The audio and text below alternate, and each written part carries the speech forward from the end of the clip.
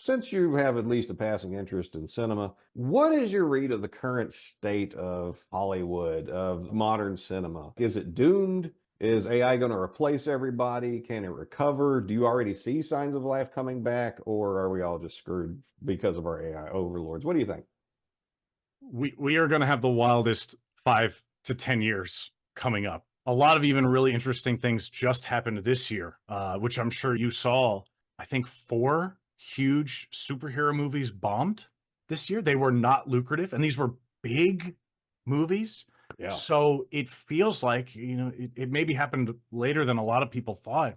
There is this sort of burst of the bubble of these superhero movies. I think it finally happened where people are like, well, I missed the last two, so I can't go to the next one. Or I've seen this story so many times. It's just now we're on the C tier Marvel heroes, and it's just like, okay, I really liked Robert Downey Jr., but now he's not a part of it. So it's finally started to burst a little bit. What is Disney going to do? What are these big studios going to do? What is the landscape of big cinema going to be if it don't have the event of the superhero movie anymore?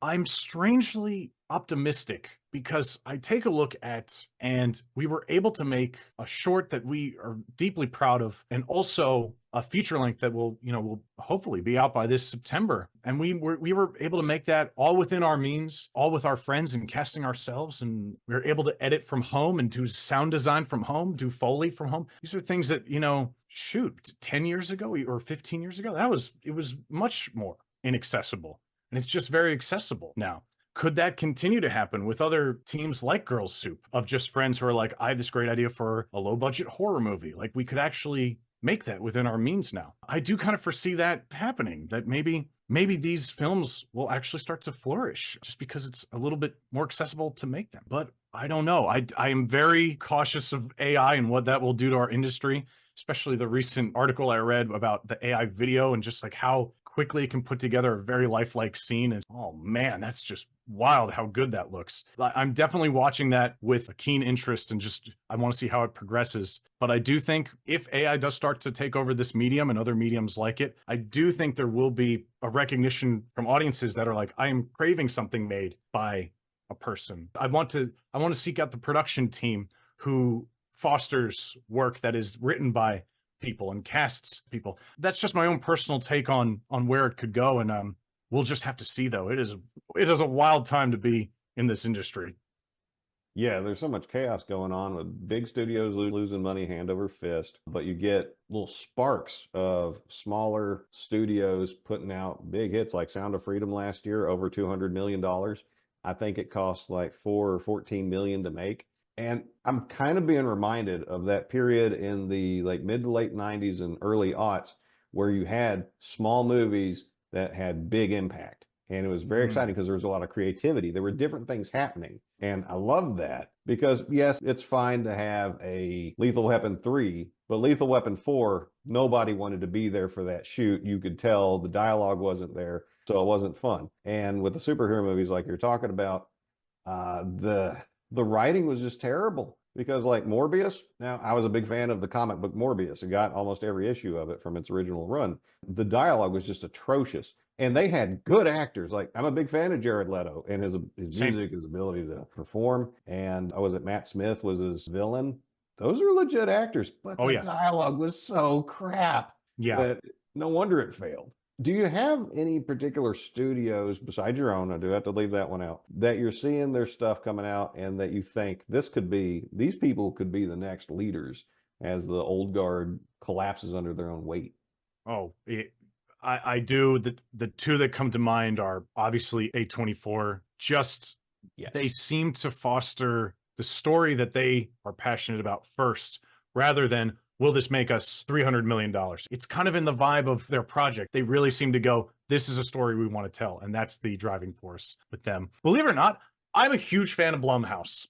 I am a huge fan of Blumhouse, who puts out the horror movies like Smile, I think they did, or Okay. Get Out. They do these horror movies that are successful, but also clearly come from a creative spark. Maybe the personal taste of whether you like them or not, yeah, sure, that's up to the viewer, but like it seems more often than not that they will put out just what they think is like a great horror story. So I'm a big fan of Blumhouse. I give them a huge thumbs up to that team.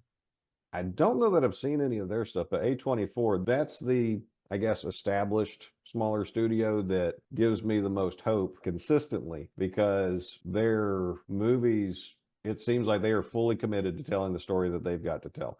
Whether it's The Witch or Hereditary, I believe it Oh was. yeah. My God, that thing was terrifying. But also The Iron Claw. Did you see that one with Zac Efron? I didn't see that yet. And that's the wrestling one. Yeah. Yeah. You don't have to know a thing about wrestling. You should absolutely see it because just the amount of heart in this movie and the importance of family and relationships and this and that, every performance in it was fantastic. It was a 10 out of 10 from me and the wife. The wife wound up crying. I didn't cry because I already knew basically the story, having grown up watching the characters that the movie's based on. So whatever flavor they're going for, they're sticking the landing. Like The Norseman, I believe it lost a lot of money, but I loved it. It was a really Yeah. good movie. It did what it wanted to do. It told the story it wanted to tell. And I'm looking for more independent voices like that. And like y'all, because the two shorts of y'all's I've seen, I've been impressed by. I Oh, think, what was thank you. it? Let's Leave the Planet was $800 was the budget Oh according to yeah. IMDb.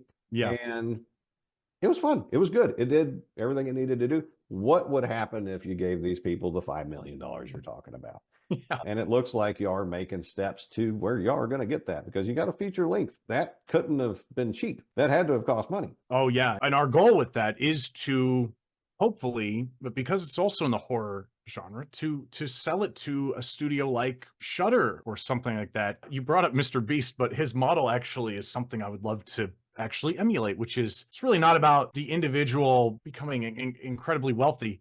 Can we just take any profit that we make from a project and put it into the next one to start this kind of motion of we can now make each project bigger and better and improve the company. It's so funny you mentioned Mr. Beast because I watch him as well. That seems to be his mantra for his videos.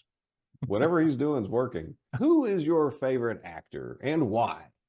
So if I really had to think about my favorite actor, it would probably have to be who I would get starstruck by. Because the truth is I love a ton of actors. And I could throw out names like I actually keep being drawn to Adam Driver's work. I would just really love seeing what he's up to.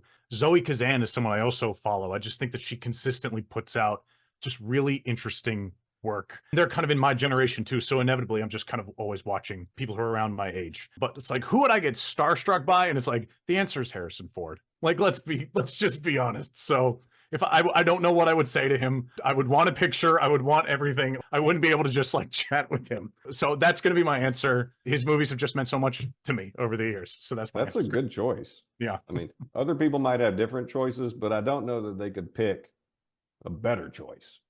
You know, There you go. the quality is there. The guy can Yes. deliver the goods. Yes, he can. Well, that's cool. And I'm gonna have to check out the Zoe Kazan. I'm not sure if I've heard of her. She's But the granddaughter of famous director Elia Kazan. So she comes from very famous in the acting world, famous. she's a Nepo baby. All right. But has the chops to back it up. So That's there the you important go. part, right? Can you legit do the work? That's it. That's it.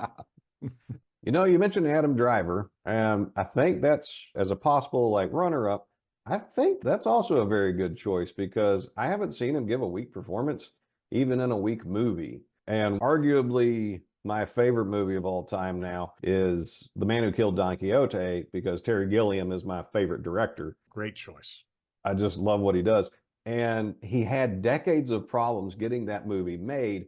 He originally had Johnny Depp cast to play the male lead. And nothing against Johnny Depp. I like him. I think he does a good performance. But after seeing it, I said to myself, I'm glad I got the Adam Driver version of this because there's just something about how he handles a role and how he chews up the screen that is a little more subtle, a little more relatable than Johnny Depp does. Thoroughly enjoyed that flick. Speaking of directors, though, who's your favorite director and why? Oh, I'll throw a few names out, but I will say I think John Carpenter, when I look at his entire career, he just always seemed to make something that he wanted to make, a story that he wanted to tell at that time.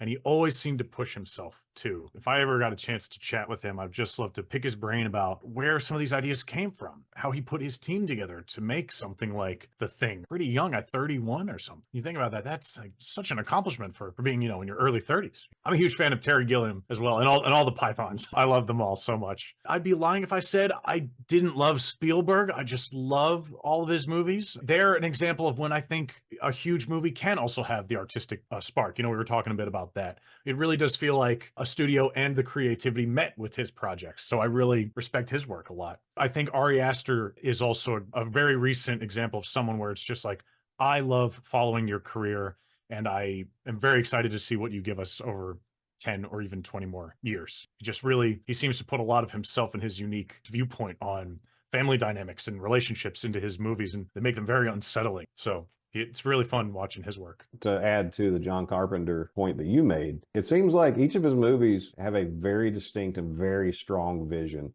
You can't confuse them for somebody else's movie. A John Carpenter movie, you will know that is a John Carpenter movie. And they're compelling and they're weird. They're a little bit cheesy sometimes, but they work in the overall mood of the movie. Like Prince of Darkness, it's a good example. Great movie. There's a bunch of cheesy elements. Well, they look cheesy in the movie, but with the score, with the cinematography, with the plot development that's going on, the atmosphere that he's got, it's terrifying. It's freaking terrifying. Absolutely. If you as the audience member can just buy into the world and just be like, I'm going to live here, it is unsettling. I think if you watched just a scene from it, you could be like, this is cheesy. That mirror is made of water. Like, but that's not, you haven't just immersed yourself in this vision that he is putting forth. Yeah, but good picks, man. Good picks. So I've got some standard questions that I asked all my guests, and since we're already on the movie theme, we'll stick with that one.